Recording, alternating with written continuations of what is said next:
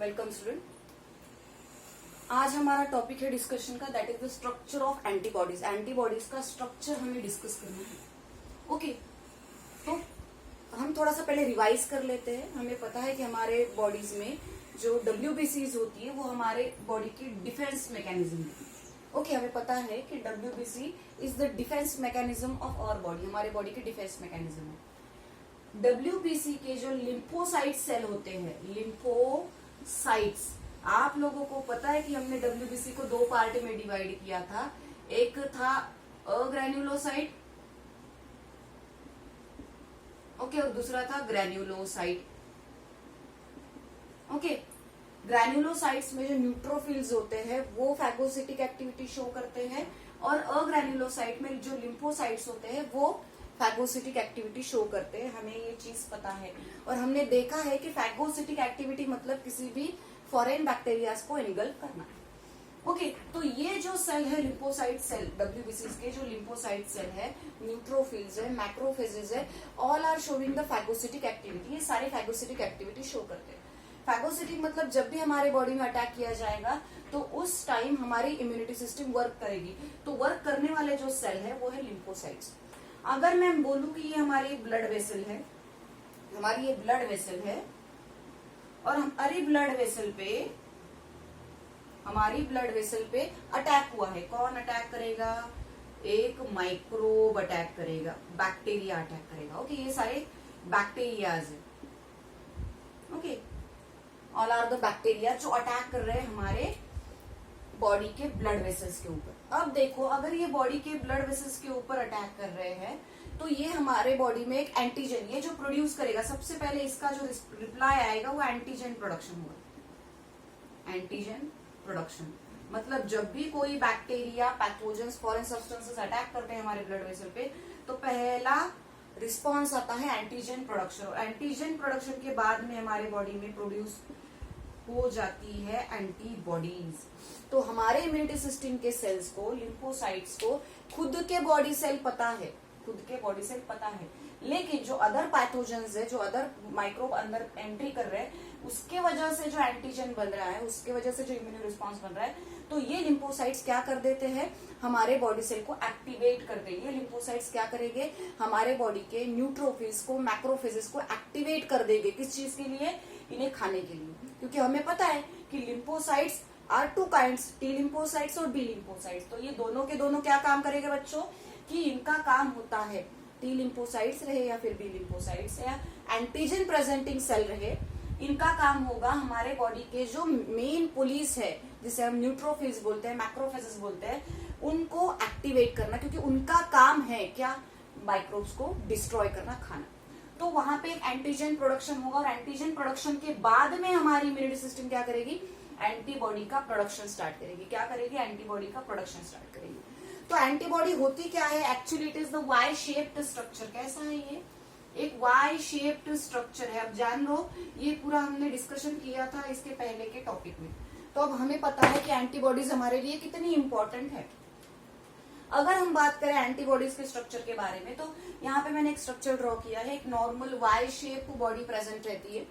Okay, Y shape body में हम क्या बोलेंगे? These are known as a glycoprotein molecule. Glycoprotein molecules बोला जाता है इन्हें। क्या बोला जाएगा? It is a Y shape structure. कब प्रोड्यूस होंगे बच्चों? आफ्टर द एंटीजन प्रोडक्शन और आफ्टर द इम्यून रिस्पॉन्स। जब एंटीजन प्रोड्यूस होगा बॉडी में, तब उस टाइम हमारे बॉडी में एंटीबॉडीज प्रोड्यूस होना स्टार्ट हो जाएगी। ओके, तो ये ग्लाइकोप्रोटीन मॉलिक्यूल बोला जाता है इन्हें। Antibodies are known as a glycoprotein molecule, protein molecule होते हैं। Then it is highly specific. Antibodies highly specific होती है स्पेसिफिक डिसीज के लिए। So it is highly specific to different diseases. मतलब हर एक डिसीज के लिए सिमिलर एंटीबॉडी नहीं बनेगी। उसके टाइप भी हम डिस्कस कर लेंगे। पहले ये देख लो कि ये हाईली स्पेसिफिक होती है डिफरेंट डिसीज के लिए। इन्हें बोला जाता है इम्यूनोग्लोब्यूलिन्स। क्या बोला जाएगा इन्हें? It is called as a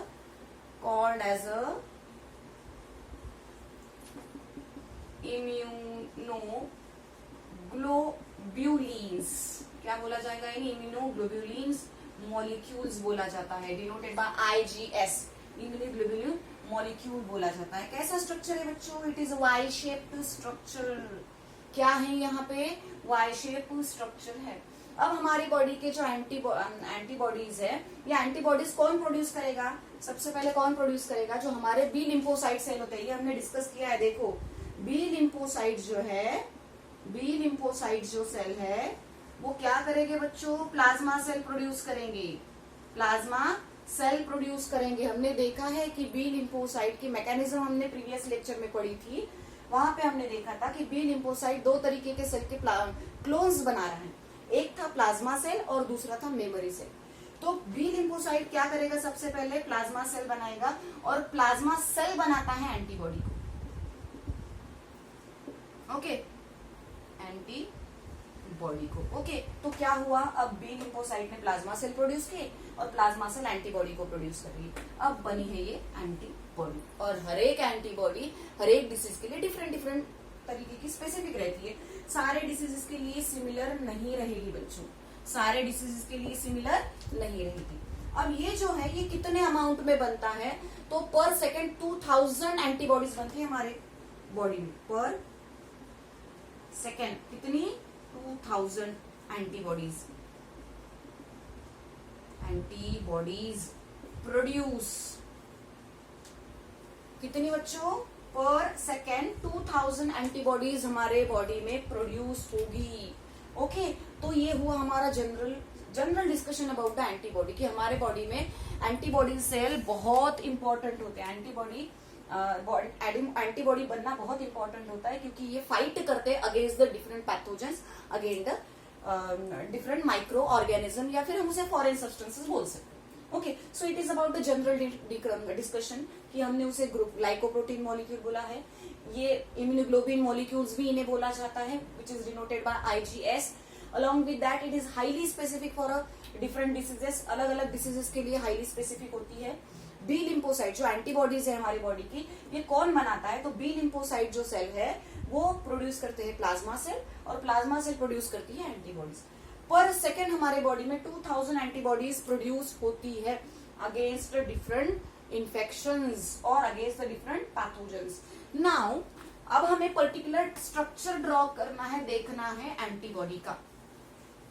now we have to discuss a particular structure of antibody. अब मैंने यहाँ पे जो स्ट्रक्चर ड्रॉ किया है उसकी तरफ ऑब्जर्व करो, हमने देखा है कि it is a Y shaped structure. कैसे दिख रहा है, ये वाई शेप्ड स्ट्रक्चर है, it is Y shaped structure,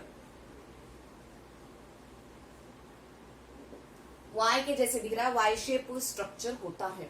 कैसे बनता है ये, it is made up of polypeptide chain, 4 polypeptide chain present रहती है, मेड अप ऑफ कितनी, 4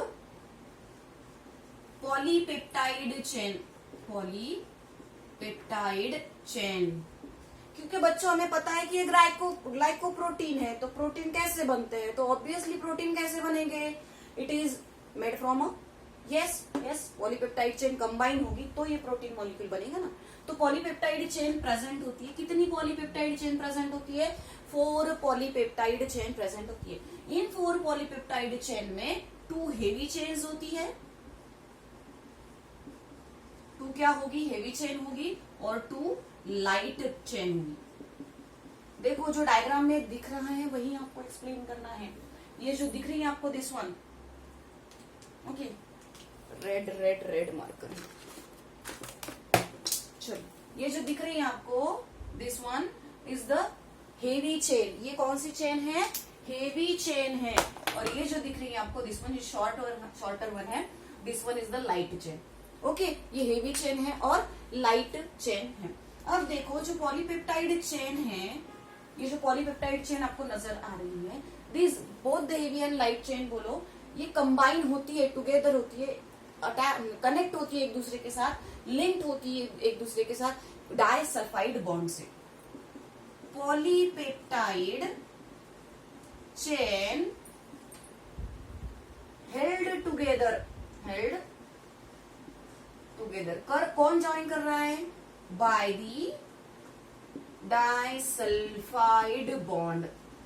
कौन कनेक्ट कर रहा है इनको? Disulphide bond. यहाँ पे देखो ये दिस वन, ये डाइसल्फाइड बॉन्ड है। यहाँ पे भी सेम बॉन्ड प्रेजेंट रहेगा इन दोनों के बीच में, जो मैंने निकाली है चेन, ये यहाँ पे भी आपको डाइसल्फाइड बॉन्ड यहाँ पे नजर आएगा। मतलब जो भी 4 पॉलीपेप्टाइड चेन है, ये 2 पार्ट, इसको जो कनेक्ट करने वाला जो पोर्शन है वो होगा डाइसल्फाइड बॉन्ड। वो बॉन्ड कौन सा होगा? Disulphide bond. Okay, along with that हम क्या बोल रहे हैं? देखो डायग्राम में फिर से आपको क्या नजर आ रहा है? डायग्राम में आपको क्या नजर आ रहा है कि both the heavy and light chain divides into 2 portion. 2 portion में हेवी और लाइट चेन को डिवाइड किया गया है। ओके, अब पहले बात कर लेते हैं हेवी चेन के बारे में। पहले बात कर लेंगे हम हेवी चेन के बारे में। हेवी चेन, हेवी चेन के दिख रहे हैं आपको 2 रीजन्स, वन कांस्टेंट रीजन और दूसरा है variable region. Okay, this one, यहाँ पे देखो मैंने मेंशन किया है, this portion is called as constant region of heavy chain. ये हेवी चेन का एक कांस्टेंट रीजन है जो सिमिलर नजर आएगा। और वेरिएबल रीजन में आपको देखो यहाँ पे थोड़ा सा ऐसे स्ट्रक्चर दिख रहा है। This is the variable portion of the heavy chain. दोनों भी तरफ आपको नजर आएगा, यहाँ पे भी है और यहाँ पे भी है। ओके, मतलब क्या कि हमारी जो हेवी चेन है ये 2 पार्ट में डिवाइड हुई है, एक कांस्टेंट पोर्शन जो सिमिलर है और एक वेरिएबल रीजन। ओके, उसके बाद में लाइट चेन जो है, इस लाइट चेन में भी 2 पोर्शन है। अगेन कांस्टेंट रीजन और दूसरा है वेरिएबल रीजन। कांस्टेंट रीजन और वेरिएबल रीजन। अब यहाँ पे देखो लाइट चेन का भी आपको दिखेगा यहाँ पे कि this one is the variable portion. ये जो पोर्शन है ये वेरिएबल पोर्शन है और ये जो दिख रहा है आपको नीचे यहाँ पे, okay, this one is the, यहाँ पे देखो मेंशन किया है constant portion of the light chain. ये कांस्टेंट पोर्शन है लाइट चेन का, मतलब ये भी 2 पार्ट में डिवाइड की है। अब देखो यहाँ पे चेंजेस क्या है कि जो both the variable region of the light and heavy chain, जब लाइट और हेवी चेन के वेरिएबल रीजन एक जगह पे प्रेजेंट होते हैं, एक दूसरे के अपोजिट साइड में प्रेजेंट होते हैं, तो उसे बोला जाता है पैराटोप साइट। उसे क्या बोला जाएगा? पैराटोप साइट, या फिर इसे एंटीजन बाइंडिंग साइट भी बोला जाता है। देखो यहाँ पे एक हेवी चेन है और एक लाइट चेन है, ये कांस्टेंट रीजन है दोनों भी इसके, और ये ऊपर के जो नजर आ रहे हैं वो वेरिएबल रीजन है। वेरिएबल रीजन किसे बोल रहे हैं बच्चों हम? कि वेरिएबल रीजन में आपको क्या नजर आएगा? यहाँ पे कोई भी एंटीजेन कनेक्ट होगा, मतलब जो भी एंटीजेन आएगा वो यहाँ पे कनेक्ट होगा to the side of variable region of heavy chain and light chain. ये जो दोनों भी लाइट और हेवी के पोर्शन है, यहाँ पे एंटीजेन आके कनेक्ट होगा। अब देखो मैंने यहाँ पे डायग्राम निकाली, ये Y shaped antibody, this one is the Y shape antibody. Okay, ये जो एंटीबॉडी है ना बच्चों, इस एंटीबॉडी के ऊपर कोई जाके एंटीजन आके स्टिक हो जाता है, और इस एंटीजन के लिए, ये अलग एंटीजन के लिए अलग एंटीबॉडी वर्क करेगी। ओके, तो यहाँ पे आके क्या होगा? देखो मैंने अगर यहाँ पे एक वाई शेप स्ट्रक्चर ड्रॉ किया है, ओके, तो ये पोर्शन है दिस वन, तो इस पोर्शन में आके क्या होगा? एक एंटीजन आके कनेक्ट हो जाएगा, this one is the antigen, और ये रीजन है वेरिएबल रीजन, उस वेरिएबल रीजन में जाके ये कनेक्ट हो जाएगा। उस वेरिएबल रीजन में जाके ये क्या होगा जाएगा? एंटीजन कनेक्ट हो जाएगा, तो इसे हम एंटीजन बाइंडिंग साइड भी बोलते हैं। और again it is called as a paratope. क्या बोलेंगे हम इसे?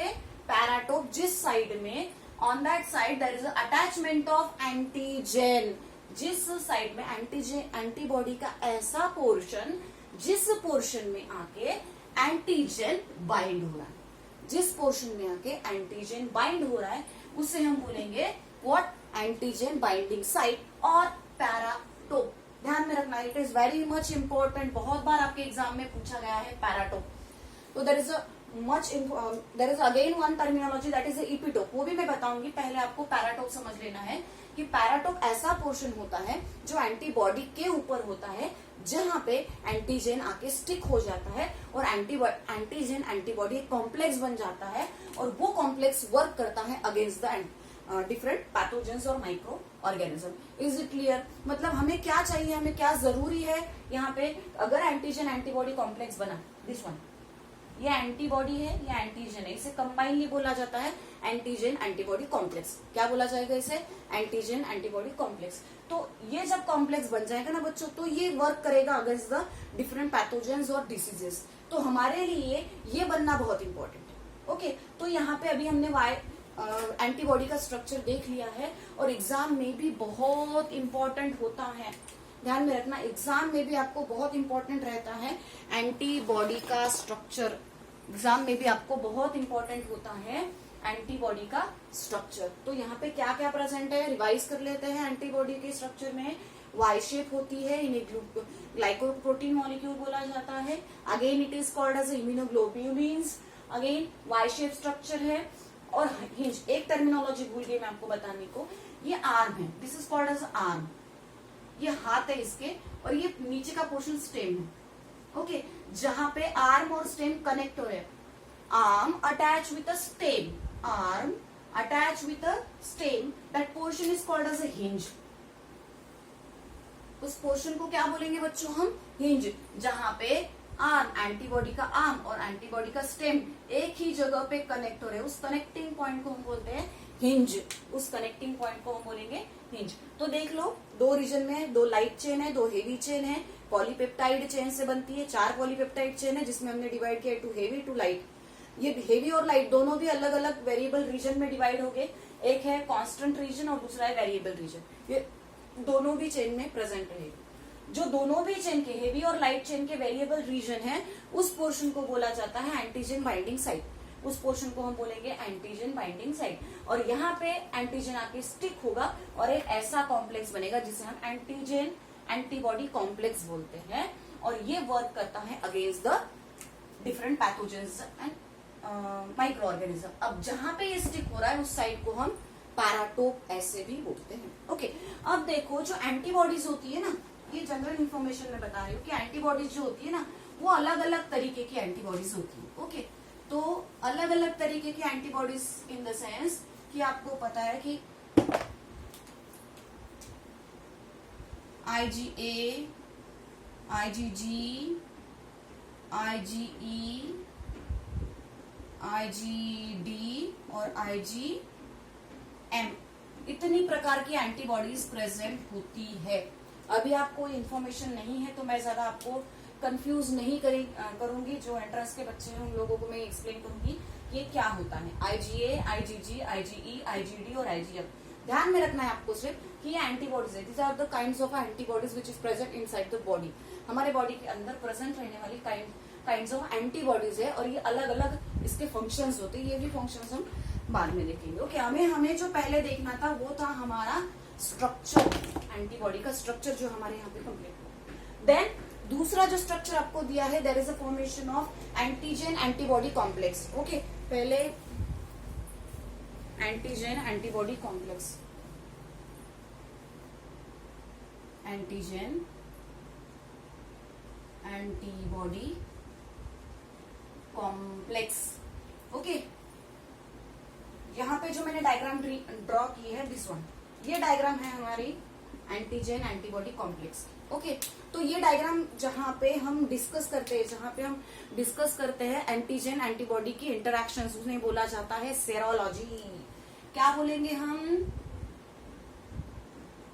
Antigen antibody interactions, antigen antibody interactions क्या बोलेंगे बच्चों उन्हें? It is called as a serology, जहां पे एंटीजन और एंटीबॉडी के कॉम्प्लेक्स की स्टडी की जाएगी। उस स्टडी की ब्रांच को हम बोलते हैं सेरोलॉजी। एक डेफिनेशन बहुत ज्यादा इंपॉर्टेंट है हमारे लिए। ओके, सो अब देखो यहाँ पे एंटीजन एंटीबॉडी कॉम्प्लेक्स बना है। जैसे मैंने बोला कि जैसे सेम सिचुएशंस है कि हम एंटीजन एंटीबॉडी कॉम्प्लेक्स कब बनाएगा, कि हमें पता है कि पर्टिकुलर एंटीबॉडी पर्टिकुलर एंटीजन के लिए स्पेसिफिक होती है। तो इसके पहले के लेक्चर में हम इसके पहले के टॉपिक में जो देखा है स्पेसिफिसिटी टूवर्ड्स किसकी? एंटीबॉडी की, एंटीबॉडी और एंटीजन की, इन दोनों की स्पेसिफिसिटी, मतलब ये स्पेसिफिक होते हैं, स्पेसिफिक एंटीजन होते हैं, स्पेसिफिक एंटीबॉडीज के लिए। अब जहां पे हमने देखा कि वेरिएबल रीजन कनेक्ट कर रहे हैं, अटैच कर रहे हैं एंटीजन बाइंडिंग साइट को, उसी तरीके से एंटीजन के ऊपर antigen carry antibody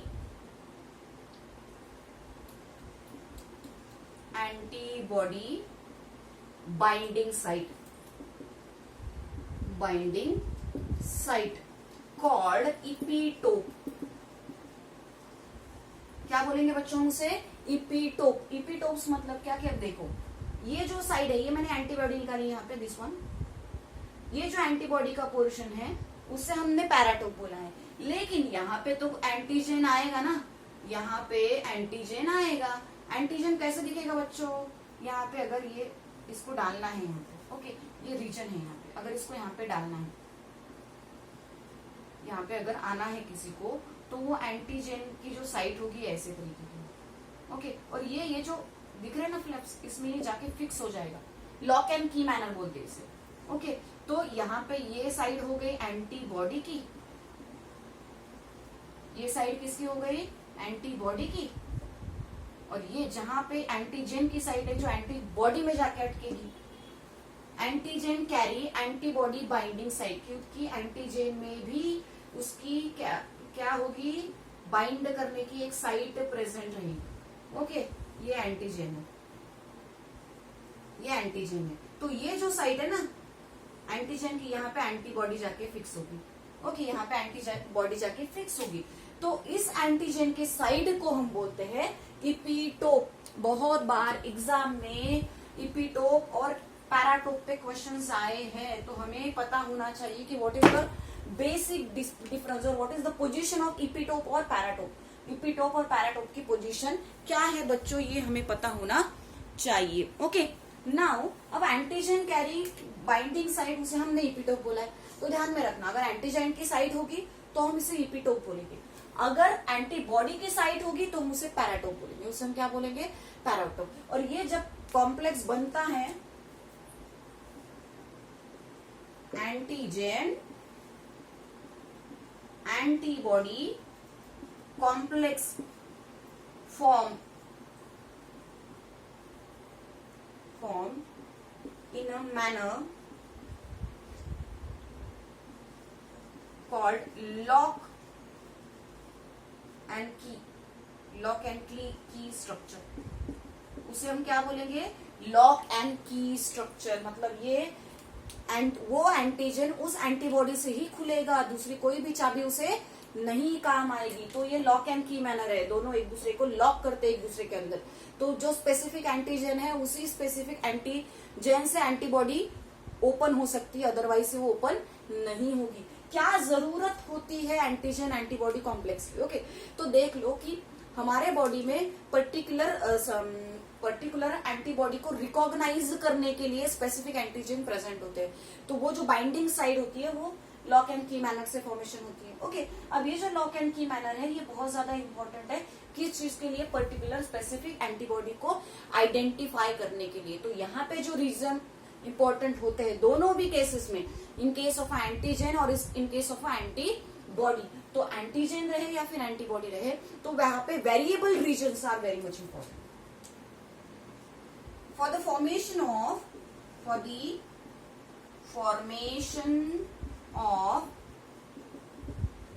antigen antibody complex, antigen antibody complex, antigen antibody complex बनने के लिए क्या जरूरी है? Required variable regions of the both side. दोनों भी जगह के वेरिएबल रीजन बहुत इंपॉर्टेंट होते हैं बच्चों, दोनों भी जगह पे वेरिएबल रीजन्स इंपॉर्टेंट होते हैं। कांस्टेंट रीजन पे अटैच नहीं होती एंटीबॉडी। एंटीबॉडी कहाँ पे अटैच होती है? वेरिएबल रीजन पे अटैच होती है। ओके, सो वेरिएबल रीजन पे आपको क्या नजर आएगी, वो एंटीबॉडी उसको कनेक्ट करेंगी। तो दोनों भी रीजन के हमें चाहिए वेरिएबल रीजन, जहां से लॉक एंड की मैनर फॉर्मेशन हो रहा है। तो ये चीज आपको हर बार ध्यान में रखनी है कि एंटीजन के लिए, स्पेसिफिक एंटीजन के लिए स्पेसिफिक एंटीबॉडी होती है। और ये रिकॉग्नाइज करने की जो बात है, ये काम रिकॉग्नाइज करने के लिए कौन प्रेजेंट है वहां पे, वो वेरिएबल रीजन्स प्रेजेंट है जो उसे आइडेंटिफाई करते हैं। ओके, अब ये जो एंटीजन होता है वो आप लोगों को पता है पैरासाइट और एपिसाइट में दोनों भी एक दूसरे के साथ कनेक्ट होते हैं। सो इसे हम बोलेंगे antigen antibody complex. It is called as a antigen antibody complex. जहां पे आपको यहाँ पे भी नजर आ रहा है, यहाँ पे थोड़ा सा शेप चेंज हो गया। ओके, सो थोड़ा बहुत चेंज होता है शेप में, जैसे हमने बात की है IgA, IgG, IgE, IgD और IgM।